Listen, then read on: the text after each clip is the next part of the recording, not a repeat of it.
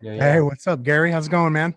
Good brother, how are you? I'm doing fantastic. Thank you for making time again today. You got it. Let's rock and roll because I'm a little late and I have a hard stop at 3:30 and I'll try to be a minute or two late for. So let's just go right into it. Awesome, man. Last time you were on, you said you were quote on fire. You were enjoying the shit out of our conversation. We were talking about operational excellence in business.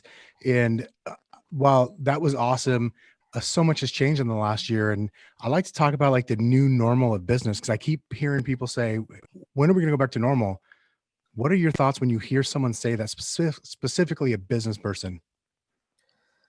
I think that I think they probably subconsciously realize we won't go back to the same thing we were in, but I think they're just referring to when the hell can I get out of my house, right? So, I think everyone recognizes that. Like I'm completely aware that there was meetings that I went to and flew for that I just will not. Like I can have an epic meeting from Zoom. I also know that there'll be places where I go where I go to some pretty cool places, but I like stay for 3 hours. I went to Istanbul for 6 hours. I went to Madrid for 9 hours. These are real things that happen in my life. In the reverse, I won't do that anymore. I'll stay for 3 days, do my meetings all day in a hotel room, fine, but then at least get to see Madrid at night, right? Like the world's gonna change because of this in a lot of ways.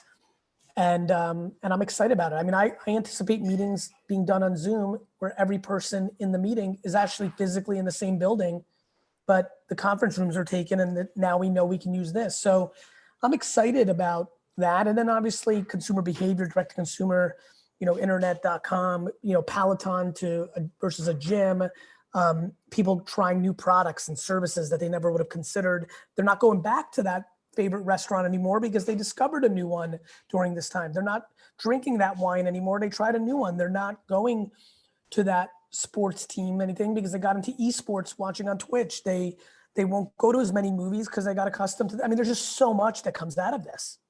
Yeah. Man, I agree. I feel like it's definitely moved us forward in a lot of ways, like a decade plus, the way it's changed things. And I think if we're in business, we gotta continue to adapt and think that way. Like what else can we do to move that way and provide something better for the consumer?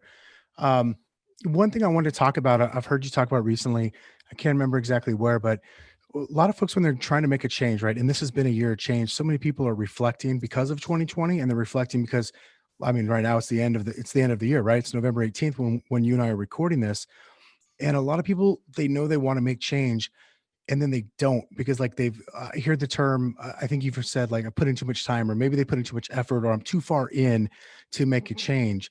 Um, like, what's your advice when you hear somebody say that? Like somebody needs to start a new business, go to a different company, start a new career. When someone says, "Yeah, but I've put in the last 5 or 10 years into this, and it's like my identity's in that," or "I've just got so much invested." How do you advise that person? That factoring in those variables are always indicators to unhappiness. I've been doing this for so long. If I leave now, that's all for naught is a terrible mentality. Of course, it's not for naught. You learned a lot, you got paid along the way. It was good for you at the time, but you're unhappy or you don't see future in it and you need to execute against that. I mean, I just, it's loser talk. And I don't say that like you're a loser. It's a losing mentality. It's prevent defense looking at your Raiders hat. Like it's fear. It's all the stuff that doesn't work in life. Like you're on your back foot. Like, and so, I mean, not only do I not believe in that, I'm trying to push people to get into embracing the step backwards financially. It's one thing if you're like, man, I've been in this thing, and it's like leaving any relationship, professional, personal.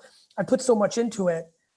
So what are you gonna just be unhappy? I mean, Kev, you know how many people that are 46 say that? So wait, let me get this straight. So for another 20 years professionally and 45 years in life, you're just gonna continue to eat shit because you've invested 20 years into something? That's crazy. That's not smart. To the point where I want people to say, if you're unhappy, not only do I not think that's smart, that if you have to go from making 230 being a lawyer to 90K being a salesperson, well, then you need to sell your home and downgrade your home. You need to get a less expensive car on your next lease, and you need to go to one less fancy vacation because happiness over everything. And by the way, If you follow that path, a lot of people go 220, 90, and then over 5 years, 307, and they're 51 and happy for the next 18 years. But people don't have the humility or the strategy to take the step backwards. Yeah, it's so funny. You talked about there actually usually is a big step forward. I see it in our industry in real estate because it's such a it's I don't want to say it's easy. It's available to so many of us to have a very high income. And so many times the income rises, so does the living style.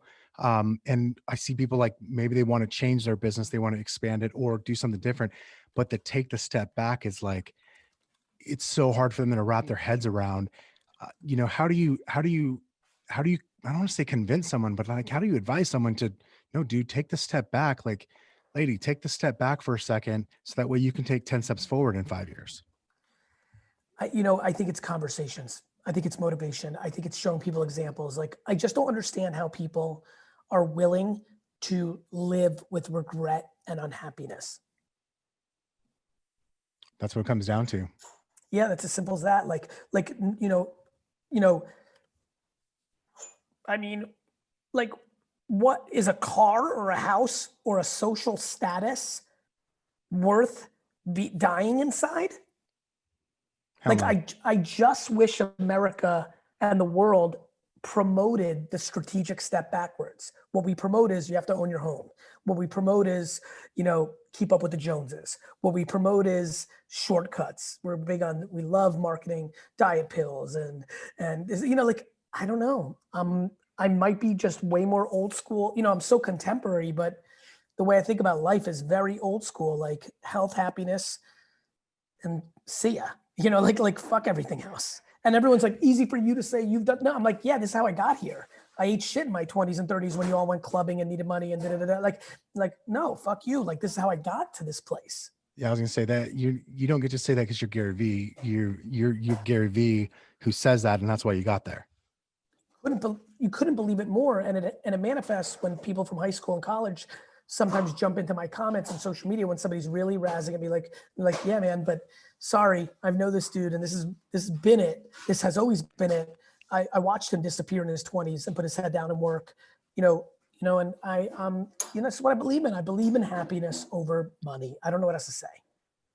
I don't know what else to say. I'm fine with money. I'm a capitalist. I'm an entrepreneur. I like it. It's fine.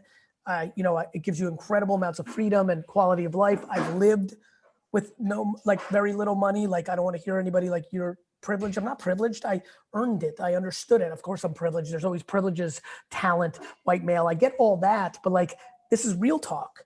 Like, there's unlimited people. There's thousands of people that right this second making 32K a year, happy as shit.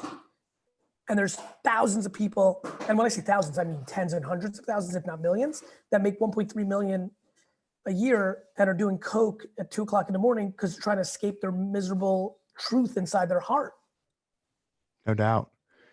Is now a time like everything that's gone on this year, crazy election, and man, I commend the hell out of you for just going. I'm going to say who I voted for, like it or not, it's me, and this is why. I totally appreciate that about you. And this year's been fucking weird. Like it's been a tough year for a lot of people mentally and emotionally. Are we at a time in history where M- Americans are like ready for that message that you just said the last couple minutes? I think so.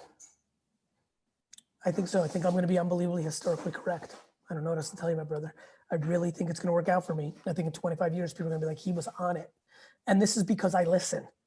I do a whole lot of talking, but I do it based on listening. Listening is my gift. Listening is my religion. Listening is my obsession. All these things, I was making videos about wine. This wasn't the shit that I was thinking about.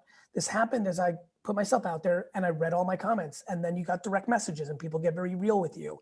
And then I ended up being a happy person and a patient person, and all these things happened.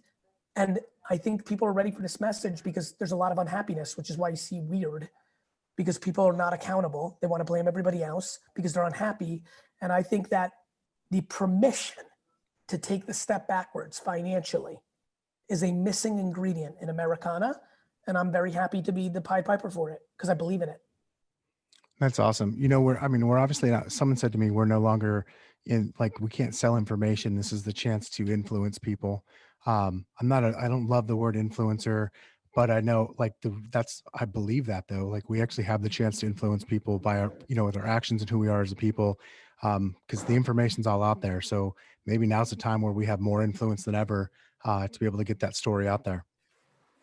I think people have influenced people forever. You know, the alpha grandma in a family influenced, the Walter Cronkite influenced. I think that the internet allows everyone to have scale in their voice if their voice resonates with humans. That's different. There's no gatekeeper, there's no editor in chief, there's no head of network that decides who America gets to listen to. It's been democratized. And I think that's a healthy thing. I think that it has strengths and weaknesses. That's just the reality of everything. But I think it's a healthy thing in the end because I believe in the human spirit and I think we'll work through our muckery and I'm very optimistic. Yeah, man. At the end of the day, I do believe in people, and I believe people are good and want to do the right thing.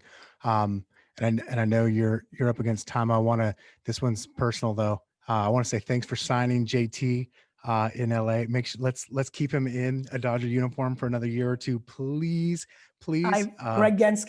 Greg Genske's the main man there. I don't have influence on Mr. Turner's contract negotiations. That's our incredible partner, Greg Genske in Vayner Sports. He will handle that, but I will pass on the note. By the way, you have some real good stuff going there. Big shout out to Gavin Lux and Walker Bueller. There's just some great young kids there. I think the Dodgers have a great future. Yeah, Andrew Friedman just came in and he got to work right away.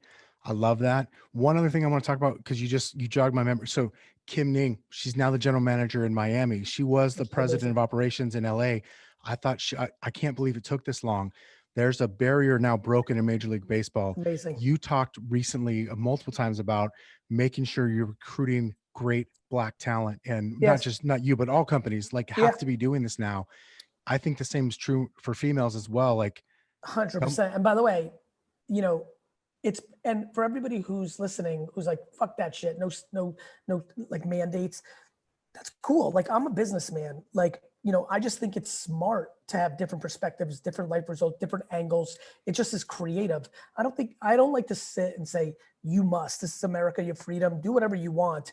As a businessman, I believe having that diversity of thinking and leadership really helps. And I think Derek and the rest of the Marlins organization are going to get some different perspectives that will be interesting to see if it works out. And if she's successful or not is almost irrelevant. Over time, it will be proven to be true because it's always been proven to be true. It's how America became the beast.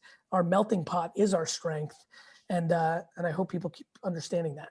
yeah, man, it's the diversity of all that I think made us so great, and I think it's the thing that can take us into the future as far as what's to come in the next 100 years or whatever that looks like. Agreed. I love it. I appreciate you. I'm sorry I got to run. We'll talk soon. Thanks, brother. Talk to you soon. Have a great day. Bye-bye.